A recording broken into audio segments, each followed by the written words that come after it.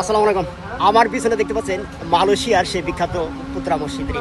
আর যে মসজিদটি এক নজর দেখার জন্য কিংবা একক নামাজ পড়ার জন্য সুদূর সিঙ্গাপুর থেকে তৃতীয়বারের মতো মালয়েশিয়াতে এসেছি।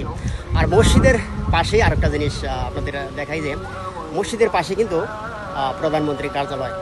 আর এমনভাবে সাজিয়েছে মসজিদের সামনে কিংবা প্রধানমন্ত্রীর কার্যালয়, আর তার সামনে এত সুন্দর করে সাজিয়েছে যা আসলে নিজ চোখে দেখলে হয়তো বিশ্বাস হবে কিংবা নিজ চোখে দেখলে হয়তো কল্পনায় আসবে যে কত সুন্দর করে সাজিয়েছে। আর এবং তার চারদিকের যে এরিয়া, বিশাল বিস্তীর্ণ এলাকা, অনেক বড় এলাকা জুড়ে কিন্তু মসজিদের এরিয়াটি।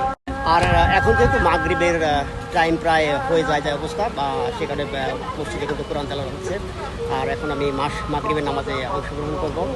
আর প্রধানমন্ত্রীর কার্যালয়ে এটি দেখতেও কিন্তু একটি মসজিদের মতো, কিন্তু এটি আসলে মসজিদ না, এটি প্রধানমন্ত্রীর কার্যালয়। আসলে দারুণ এক অনুভূতি। আমার কাছে খুব ভালো লাগলো মসজিদে এসে, মসজিদে আসলে একত্র নামাজ পড়তে পেরে।